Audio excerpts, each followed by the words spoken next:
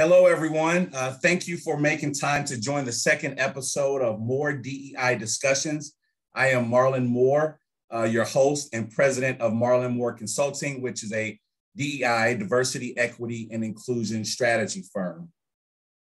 More DEI Discussions is a series of interviews with C-suite executives who will share their candid insights into many of the important aspects of creating and advancing diversity, equity, and inclusion principles. I like to have real conversations with folks who have done it, who believe in it. I like to ask the questions that many of you all, if you had similar access, or maybe you all are asking these questions in your workplace. And so that's the purpose of More DEI Discussions. And I'm so glad that you've decided to tune into this episode. And today, I am extremely pleased to be joined by my good friend, Remiker. Rick is vice chairman of Alta's global consultancy group with considerable experience in middle to large ticket sectors of equipment leasing and finance, the finance industry. He also has extensive accomplishments in corporate banking, commercial finance, and specialty lending. Previously, Rick served as Senior Executive Vice President of Commercial Banking for Huntington Bank, where amongst his many accomplishments, he's led the integration of Huntington's largest non-bank M&A transaction, now known as Huntington Technology Finance. However, one of my fondest memories during my time at Huntington was partnering with Rick and his leadership team to accelerate our DEI efforts within commercial bank. And so, Rick, welcome to More DEI Discussions. How you been? Great to see you, Marlon. Thanks for having me, and really looking forward to spending the next 30 some minutes with you. Absolutely. Well, I appreciate you. It's good to see you and good to talk to you, Rick. One of the things I found interesting, and I didn't read this, but in your bio, and I'll read it now, you were quoted as saying you spent your entire career in this industry and you care deeply about it. And you're looking forward to engaging with business leaders and helping new generations of leaders tackle emerging challenges. And I would imagine, Rick, as a part of that is diversity, equity, and inclusion. So if you don't mind, share with the audience why I always say one has to be intrinsically motivated to really do this work. So why is diversity, equity, and inclusion, why is it important to you, Rick?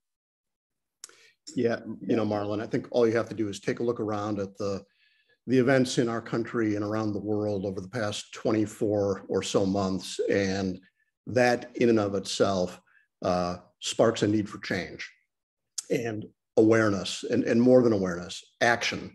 But even before that, my personal journey really centered around reaching the end of my career and approaching retirement. And, in the year and a half or 2 years leading up to retirement, it really became my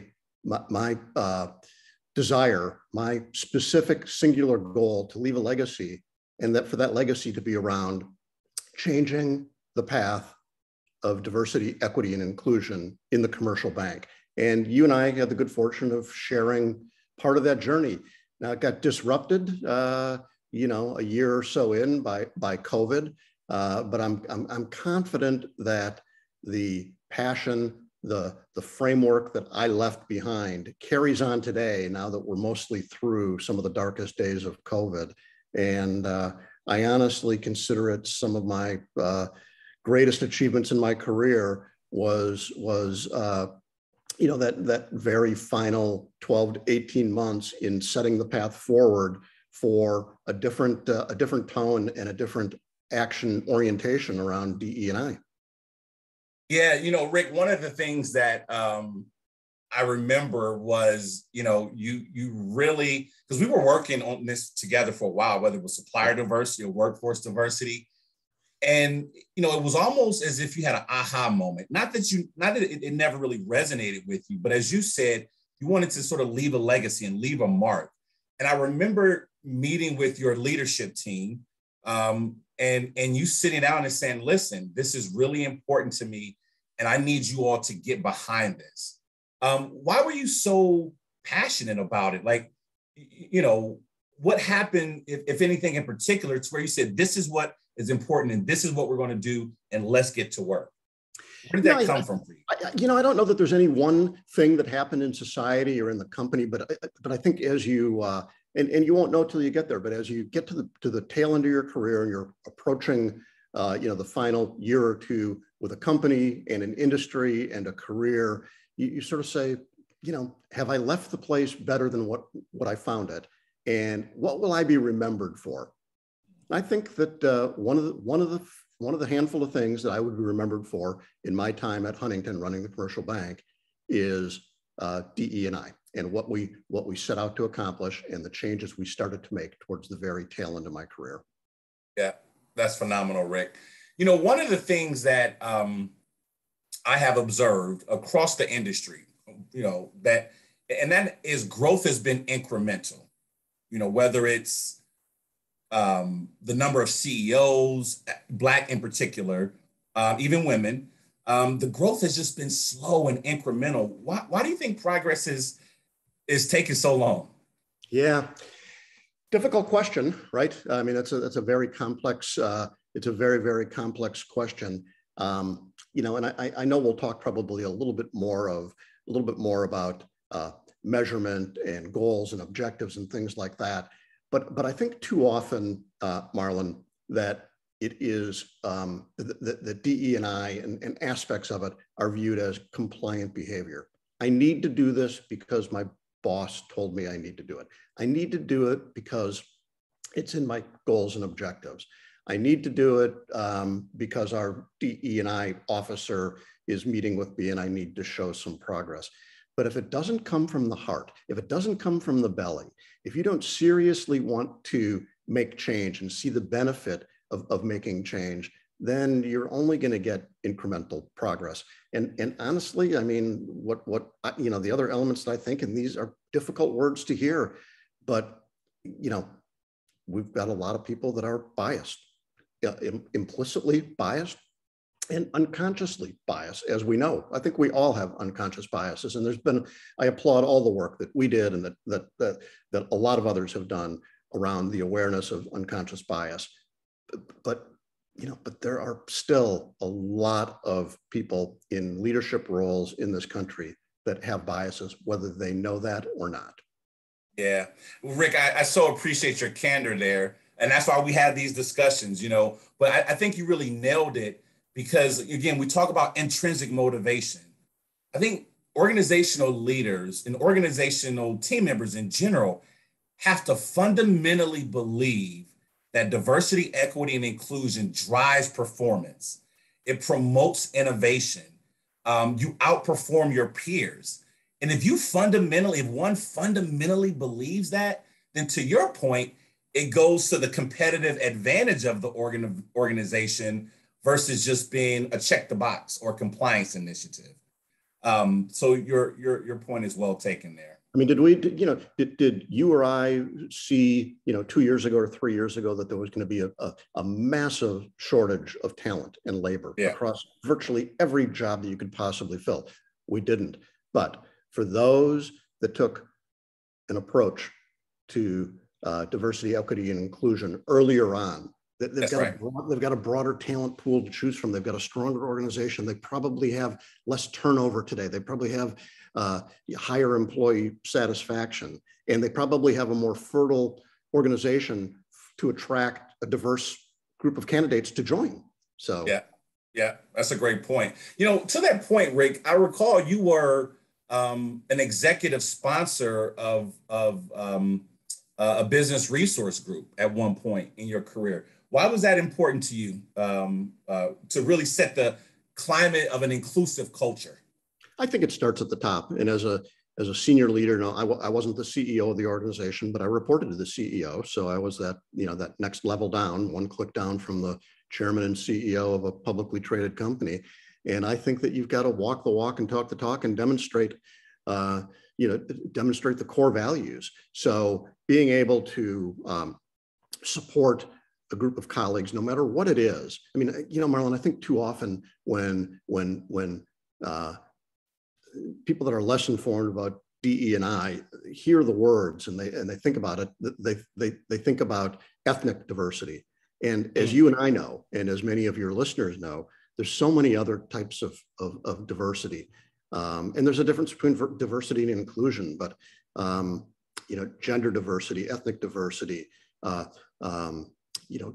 colleagues with disabilities, sexual orientation, all kinds of different diversity, and lots of different forms of ethnic diversity when you just narrow in there. So I think supporting those groups and showing your support as a senior leader for any one of the business resource groups was important. You and I both know that our employer made actual employee benefit changes based on some of the feedback from those business resource groups. It also gives the employees a basis to feel included and welcome. Inclusion, right? They're not out on alone, and that they've got shared values and shared issues that they can talk openly about amongst a core group of people that are like them, similar to them. Yeah. That's a great point.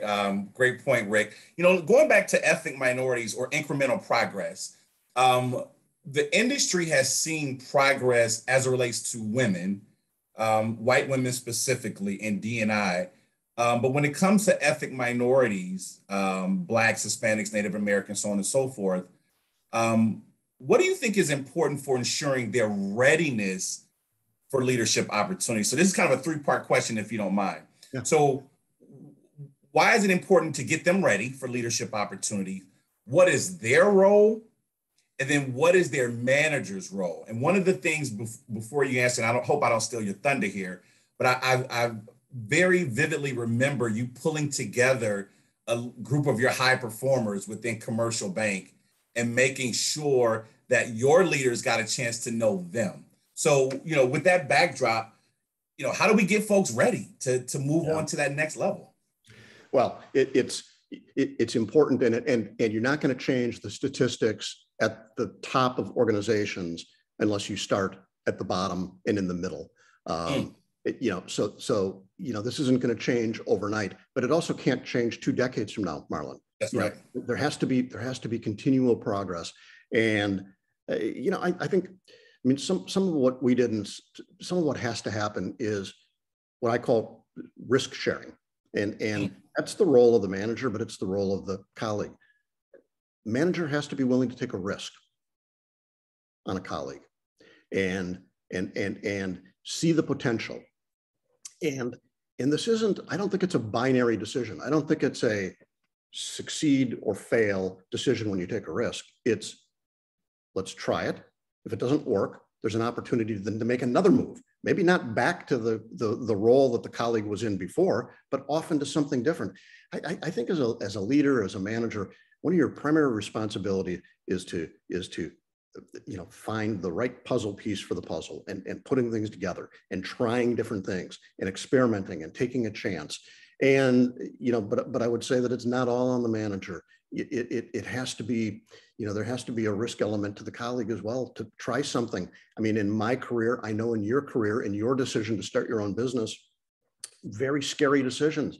I took a number of career choices along the way where I really was intimidated by the next role that I had. I didn't know anything about certain jobs that I was being put into, or that I transferred into, but it broadened my skill set and it strengthened me as a leader by having a diversity of roles that I had over my career. So, I think we have to have colleagues that are willing to take a risk on themselves, and we have to have managers that are willing to see the potential in a colleague and step up and take just a little bit of a risk to put somebody into a role that might be 80 or 90% ready, but isn't potentially 100% ready, and then invest in them and nurture them.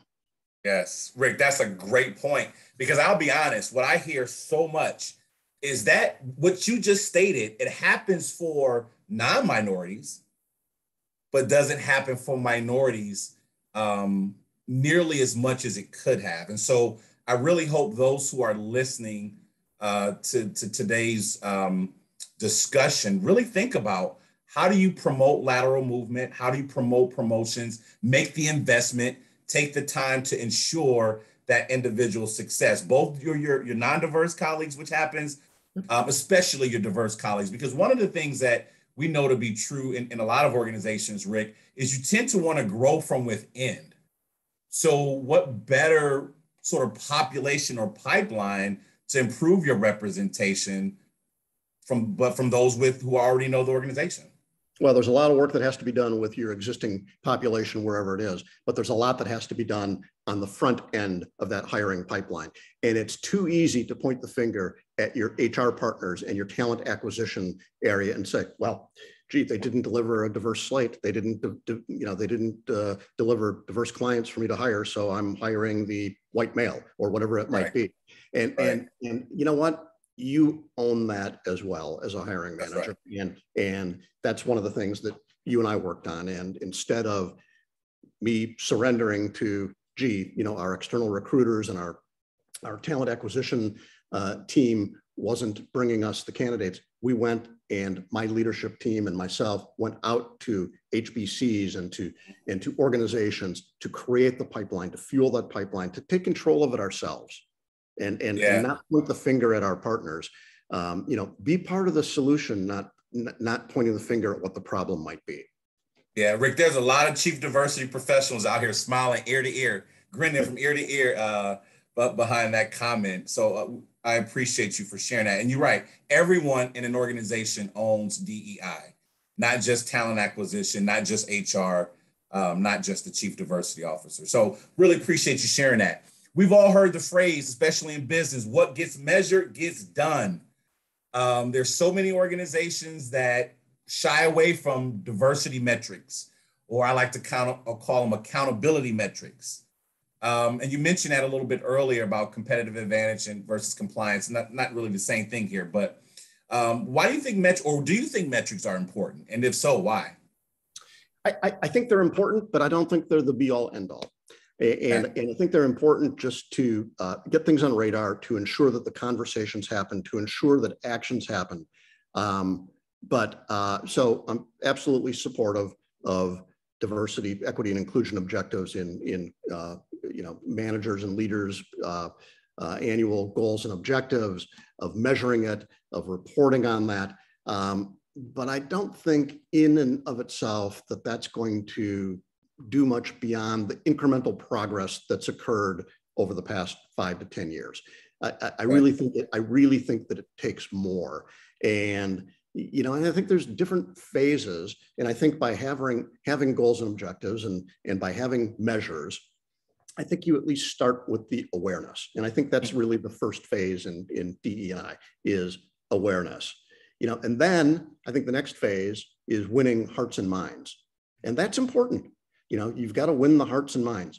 Okay, so now we've got the awareness of what the challenge is and why it's important. Then you've won managers and supervisors and leaders' hearts and minds.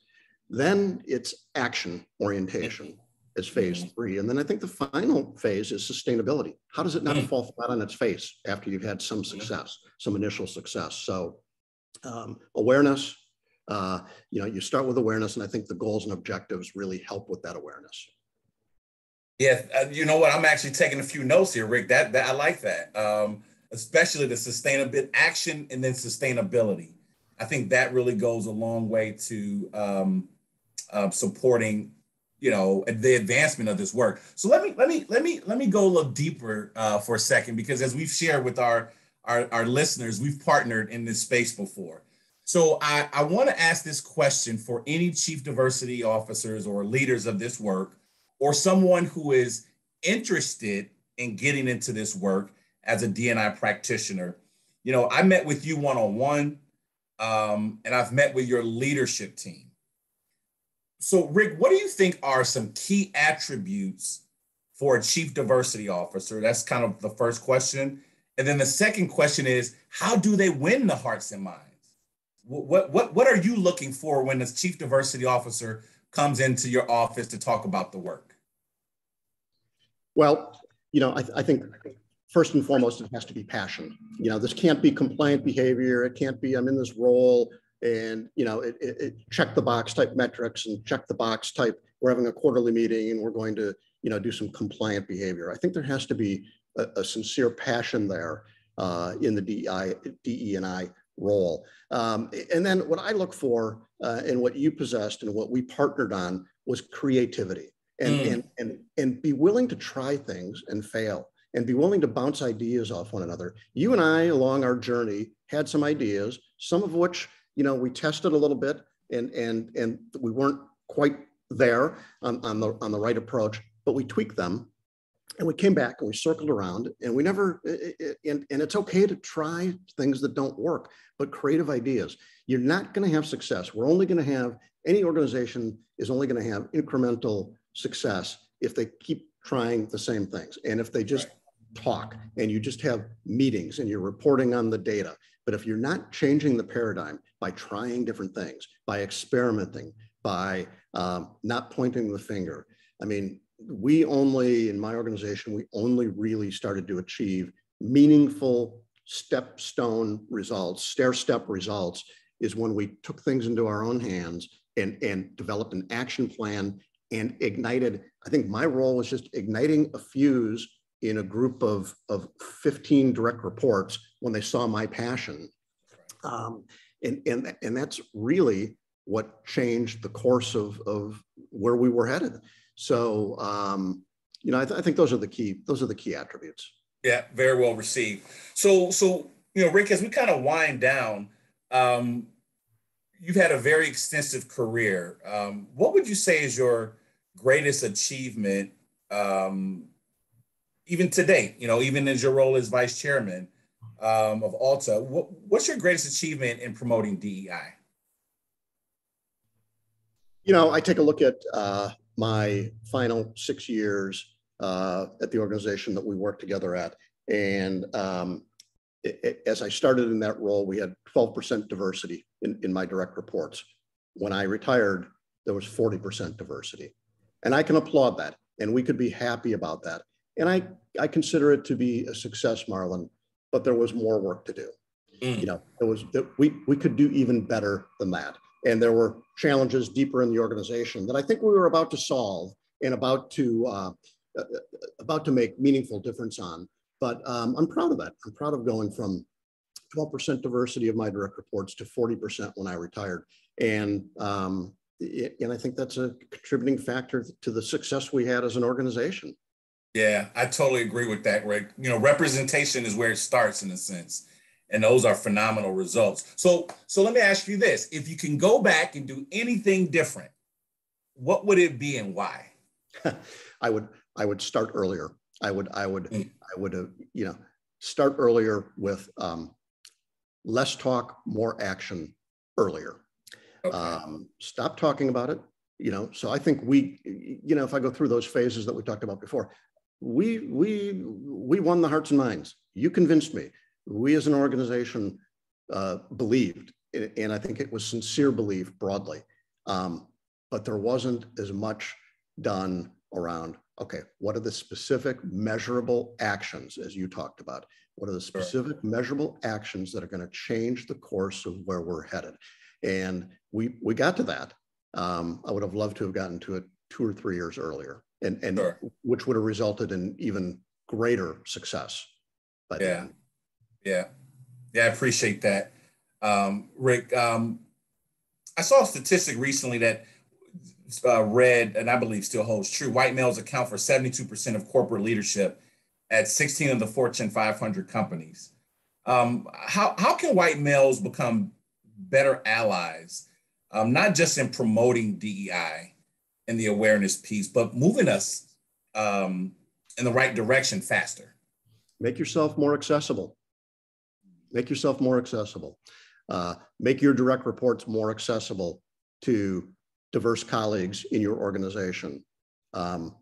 Reach out. It may be difficult for CEOs to do a lot of one-on-one mentoring. It may be difficult for the direct reports of those CEOs to be meeting individually with various diverse colleagues. But what I would do very often was try to get a group of 4 or 5 people together And you know, I often said, very difficult for me to do this one-on-one, but if you can gather 3 or 4 of your colleagues together, I'm happy to buy lunch. Let's sit down and let's have a candid conversation. Let's talk. Let's get to know one another. Let me help introduce you to somebody who might be the spark, or might be 1 or 2 steps away from the spark in your career. So, you know, take a genuine interest, make yourself visible, make a commitment to change. Yeah, I'm a witness of that. Rick, you are one of a few who actually did that during our time together. So, you know, for all of those listeners here, I can tell you, Rick he actually did that. And so I thank you for being what I would say a mentor and a sponsor at our last journey together. So as we round third and head home as baseball season approaches, what is your parting advice to organizational leaders, Rick, who want to do better with DEI? Yeah, you know, so I mean, part of it is stop the talk, continue the talk, but less talk, more action. Change the mix, and continue to talk, but have less talk, and start to take action and get involved, and find the passion yourself. And if you can't find the passion, find one of your direct reports, find somebody in your organization that has the passion to lead the initiative, to inspire your organization, your team, your company to make a difference, to change the direction. Don't view this as compliant behavior. View it as a legacy that you can leave when your day comes to move on to a different role or a different company, or to leave the industry or to retire. Find that passion. Think about the legacy that you want to leave. I love it. Rick, thank you so very much for your time today, for your very, very powerful words. I love what you said. You know, let's move from, while we're having more DI discussions, you know, after the discussions, we need to move to action. And so for our listeners out there, I would encourage you to visit my website. That's one of the reasons why I started Marlon Moore Consulting, is to help you all go from from inspiration or aspirational statements to action. And so you'll find at www.marlonmoore.com a number of resources that can support you in that, including my book, Diversity Starts With You.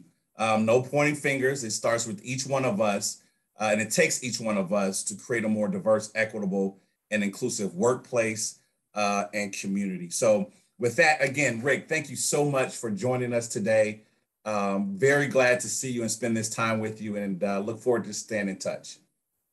Thank you, Marlon. Great spending time with you. Let's continue the journey. Appreciate it. Thanks. Have a good day. Take care. All right. Bye-bye.